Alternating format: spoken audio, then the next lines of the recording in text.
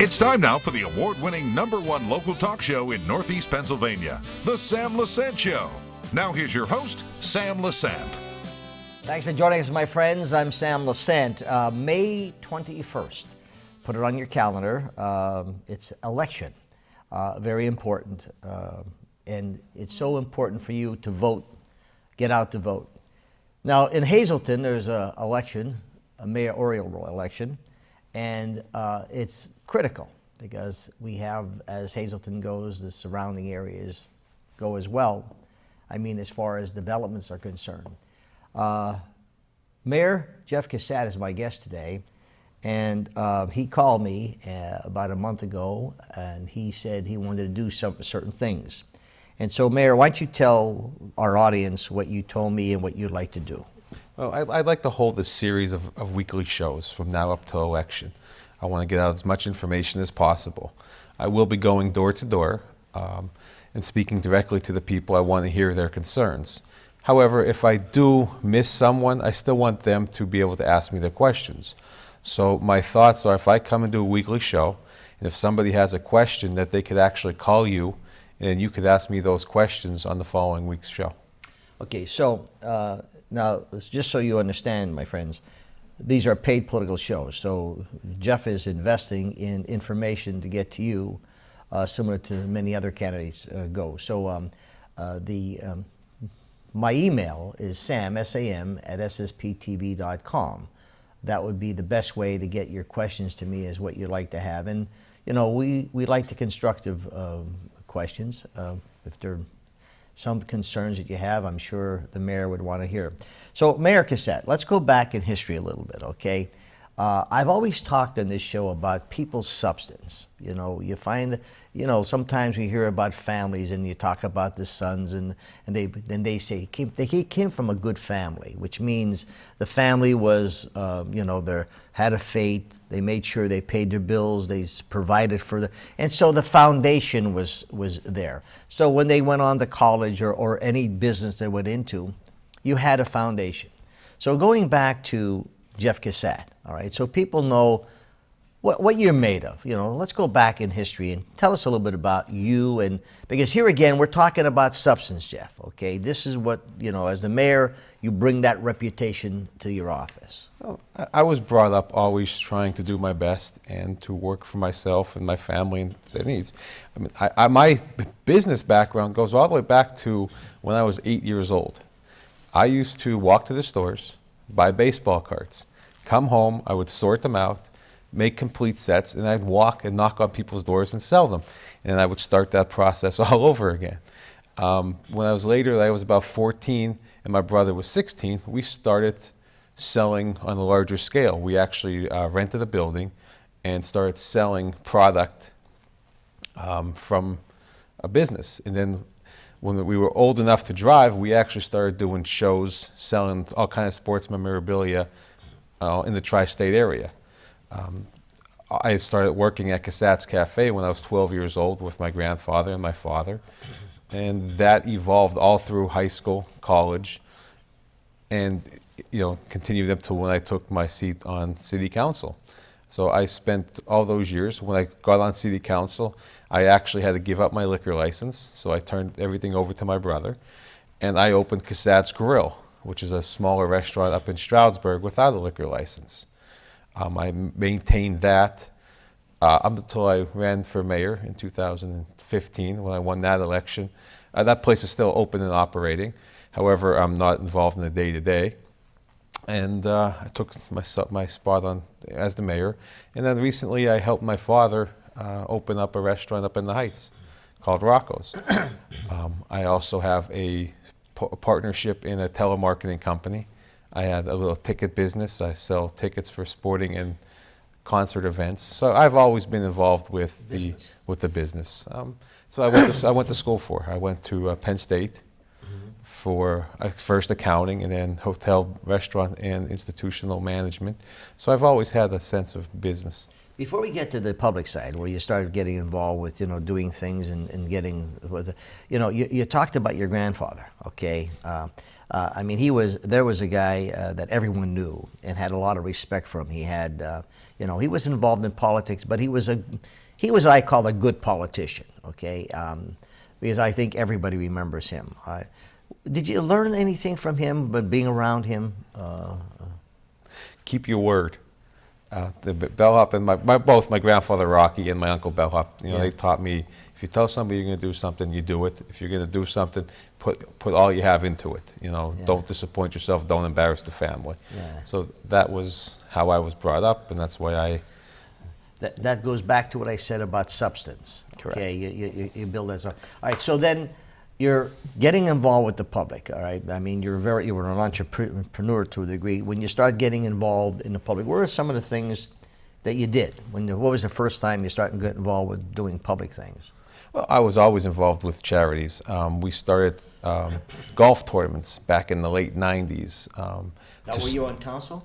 No, this was back in. You weren't involved. I wasn't involved. No, I was actually in high school right after. Okay, all right. And we started doing events, and then through college, I got involved with Catholic Social Services, and the foster children program, especially the foster children program, and Helping Hands. So they were always my two biggest charities I was involved with, and that continues up till now. The children and the foster children. So I was always involved with, raising money and making awareness to those needs. Okay, so now, what made you want to run then for city council? Because I remember back there you were very active before, you had many things that you wanted to accomplish. What city council was your first, right? Yes, yeah. I ran for city council in 2013, which I was elected to. But I thought that I could make a difference. Being the position I was in, a small businessman, I understood the needs. I talked to hundreds of people a day. I knew what their concerns came to be. I'm a small business owner, so I knew the process of opening a business. I'm also a landlord, so I know those processes. I also live on Alter Street, which is called the worst city in Hazleton, which I don't believe it is. Street. The worst street. Okay. I'm sorry, the worst street in Hazleton, which I don't believe it is. Yeah, so I doubt it too. I really felt that I could relate to a lot of people within the city. So the more I got involved, I ran for city council because I thought maybe I could help all those people with business, rental units, the individual person, and so I figured I'd be a good fit. What were some of the things that you accomplished as city councilman? I did write a lot of legislation when I was on council. A lot of it did not get passed, but a lot of it was to help small business owners play on an equal playing field. We talked a lot about parking and the BYOB ordinance. I wrote an ordinance for nudity and public obscenities. I wrote a lot of legislation when I was on city council. All right, when you were on city council, okay, then you decided that you wanted to go be the mayor. Why did you remain a city councilman and then stay there, or why did you desire then to become the mayor? What was some of the challenges you saw there? I thought there was more I could do being from the executive branch and the legislative branch. Some negotiations I wanted to be able to handle and deal with other kind of people and help build the morale of the city. And I think I've done a pretty good job at that. So that's why you went up, right? Correct. In dealing, I was on a board for 12 years, and you had to deal with, your fellow comrades or colleagues on the board, and you had to understand their personality. Everybody had an opinion. How did you get along with negotiating with your fellow councilmen? And then we'll talk about becoming the mayor, because this is important, people communications. Well, it was difficult because I had one set mind of helping people, and the other members of city council were in a different direction. However, that's part of the job. I'm elected, they're elected, so we're on an equal playing field. But I tried to get my things pushed through council and made out in public to help a majority of the people. Who was the mayor at the time? Joe Yanussi. Okay, so how'd you work with Joe? I got along well with Joe. Yeah. Mm-hmm. I've known Joe a long time. We met through the Cancer Society. I did a lot of work with them growing up, and Joe and his wife were very involved. So you saw, as city councilman, how important it is to work with the mayor, and you may not agree on a lot of things. So how was that working with the mayor? How did that work out? It worked out well, and it's like anything else. You have to be able to work with everybody. I mean, I grew up in a family business, and if you ever worked in a family business, you know how difficult it is. Yeah. But everybody's looking for the common goal, the end goal. We all want the same thing. All right. So the things that you suggested or proposed, the ones that did pass, were they successful? Yes. Okay. Give me an example of one of them. Well, the park, we instituted some parking spaces for businesses. So now people have the right to buy a spot for their business downtown, or on a regular within the street within the city. I passed the BYOB ordinance, which helped regulate the all-night clubs that were going on, and the after-hours clubs. You know, we did the adult entertainment thing, so to keep places outside the city limits of undesirable. So, working city council, you have things you propose. You knew how important it was to work with the mayor. Then you became mayor. Okay. Correct. So, folks, I'm talking to Mayor Jeff Cusat. May 21st, he's looking for re-election. Important thing is we're learning about the person. And the substance, and I keep saying over and over, vote for the person who has the experience, not for the person who has a big family and loves the joke and has the party. What substance do they bring, because they're affecting your lives? We come back, let's find about what does the mayor do, what does he need, and what has been accomplished under Jeff Cusat's reign. Stay with us. Welcome back to the Sam Lesante Show, folks, 24/7, ssptv.com, or download the app. And just search SSPTV and you'll watch all of our programs. For those people who do not have cable, which you should, go to YouTube and then subscribe to SSPTV, no cost. Everything we do, our news is on there every day, all the programs, including today's programs, on YouTube, so you can be informed.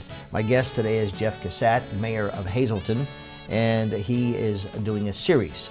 And the reason why he's doing the series is to bring as much information to you as possible. In the beginning of the show, he will be going around, but in case he missed somebody, if you're not home, you have an opportunity of watching these shows. In 1988, we had a change of government. Tell us about it. Correct. Back in 1988, the citizens of Hazleton voted to change the form of government to the form that we have now, which gives a clear separation of executive duties and legislative duties.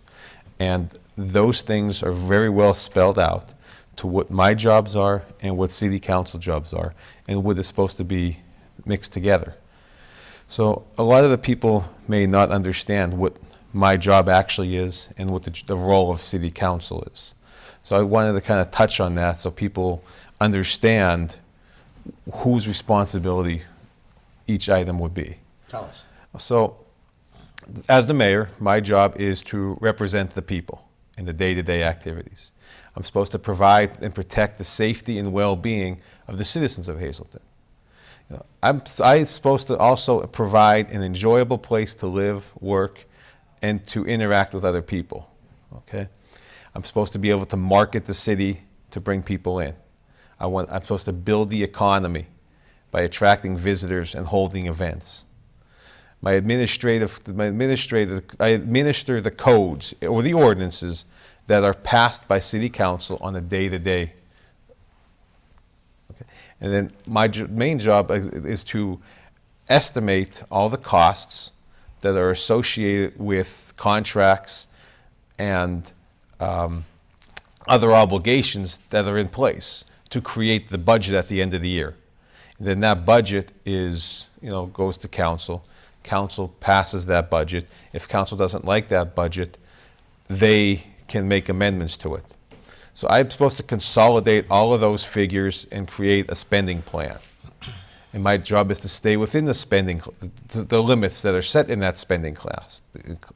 So then I'm supposed to negotiate the contracts with the city's unions and with the insurance companies and all of those other things. And I'm supposed to put them together and go back to city council. So like through those, like this is, for example, like I negotiate this year with the insurance companies. And I was able to save over $300,000 a year moving forward, this year and every year moving forward, by renegotiating the retiree health care packages. Not only are we going to save $300,000, the people that are receiving those benefits got a little bit of a better package. They have a little more incentives. They have a little more, things that go with it. The Silver Sneakers program and all that stuff. I renegotiated our workers' comp insurance. I'm saving over $80,000 this year by bringing in a new workers' comp insurance. Then I also changed the vision and dental insurance, saved another $48,000. So they're year-over-year savings now. So, but that's my job, is to negotiate and to put together the spending plans. So then council's job is to approve that budget. And if they don't like something or they don't agree with something that's in that budget, during budget time is when they make the amendments and they make the changes. So if they don't like something that's in there, they shouldn't just say, we don't like this, so we're voting no. You have the right to make an amendment, make a change, and that's at the time that these things are done. But, all those members that voted no on the budget, they offered no suggestions, they offered no cutting of the expenses, and no raising of the revenues. I offered alternative stuff, alternative revenues, but they were, I didn't have enough support to get them through. So we were left where we were. But it's their job to handle the budget, and make those amendments. But their main job as a legislative branch of government is to enact ordinances in which the police department would carry out, the code department carries out, the parking enforcement carries out. They're responsible for the taxes, the property tax, earned income tax, mercantile tax, per capita, and transfer tax. They set those rates. They set how much money is coming in. It's my job to enforce those tax laws. They're the ones that set the fees. So business license fees, the sign fees, they're all set by council. Then my job is to make sure my departments enforce them. The fines that are issued by code, or set by code and by parking, they're set by city council. And then my code department, my parking enforcement, they go out and they enforce those laws. That's what their job is, to create these ordinances.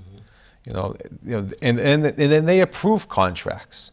They're not supposed to be involved with negotiation with the unions. And I negotiate a contract. City council gets the final agreement that we have in place, and then they vote yes or no.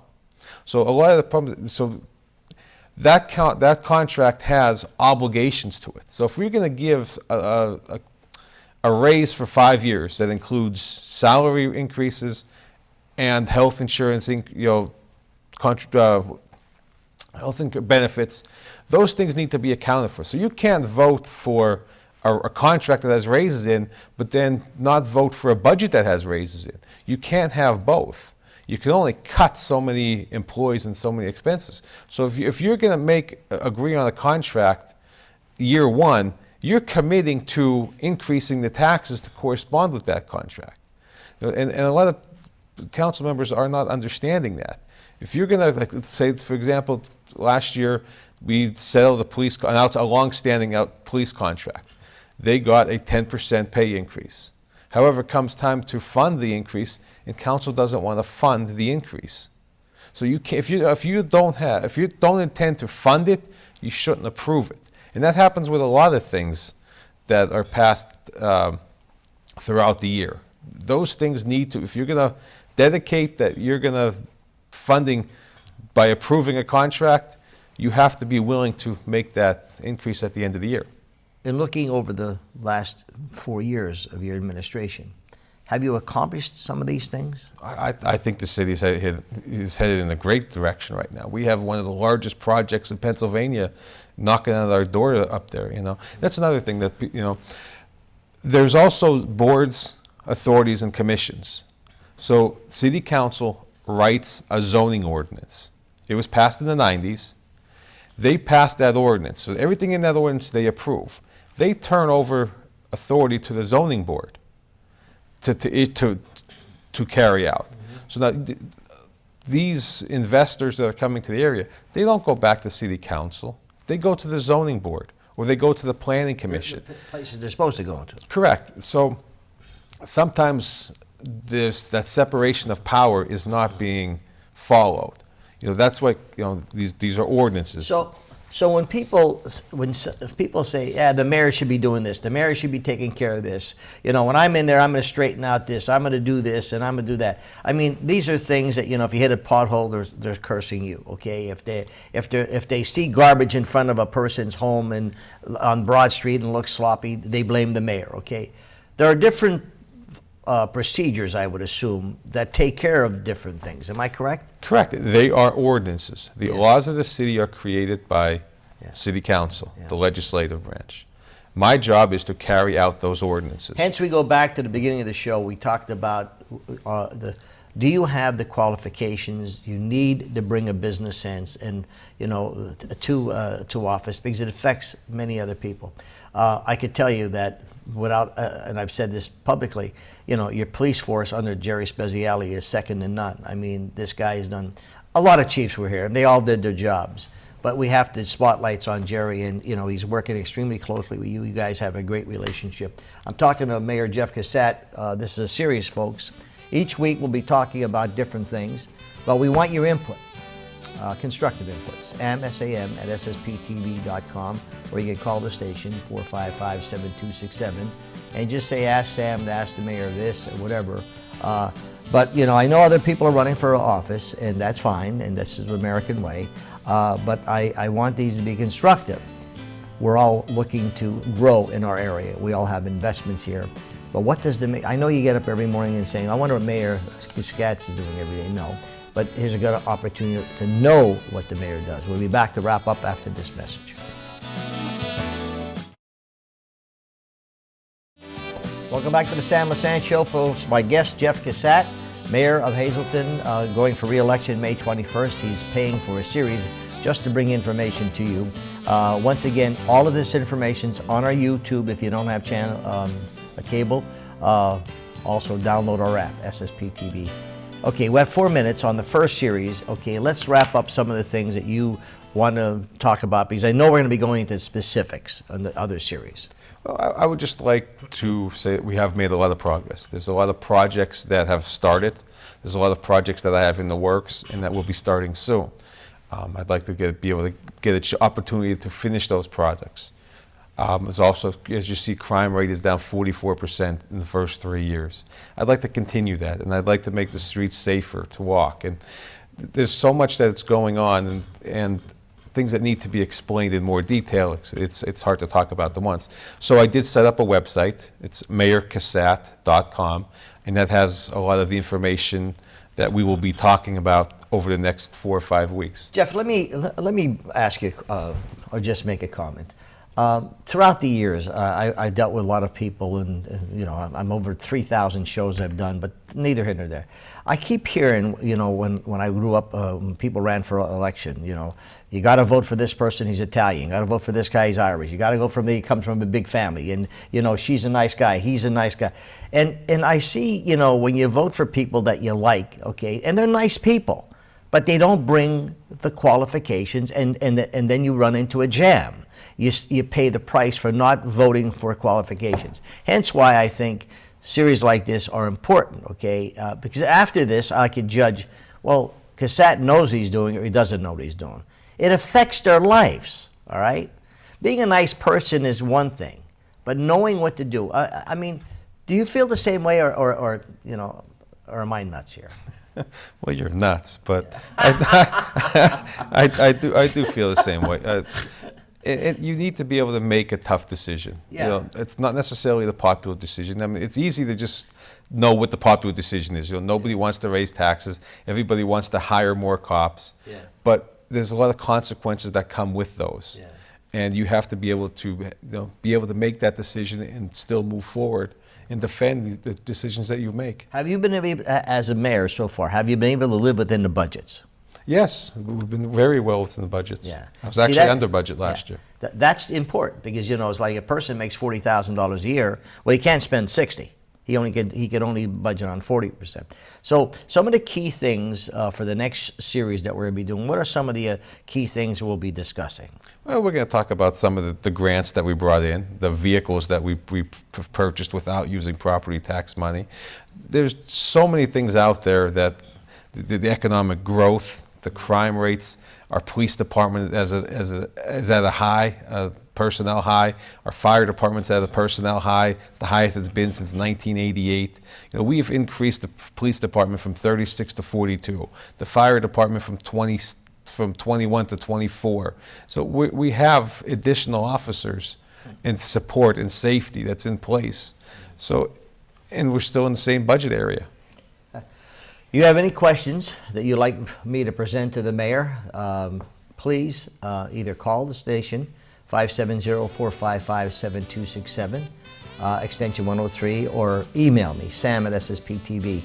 This will be a series that Mayor Cusat is paying for just to bring you information. He is going to, from what I understand, going to a lot of knocking on doors, Yes, but sometimes people are not home and you'll miss them, but this is a great opportunity. Okay, folks, I hope you learned something today. Whatever you do, please vote for qualified people. Do not vote for anyone because they come from a big family and she's nice, he's nice. That's such nonsense because we paid a price for that. Look at our government today. Mr. Popularity doesn't do anything in Congress, or Miss Popularity doesn't do anything in Congress, but it affects your pocketbook and affects your lives. We'll see you next time.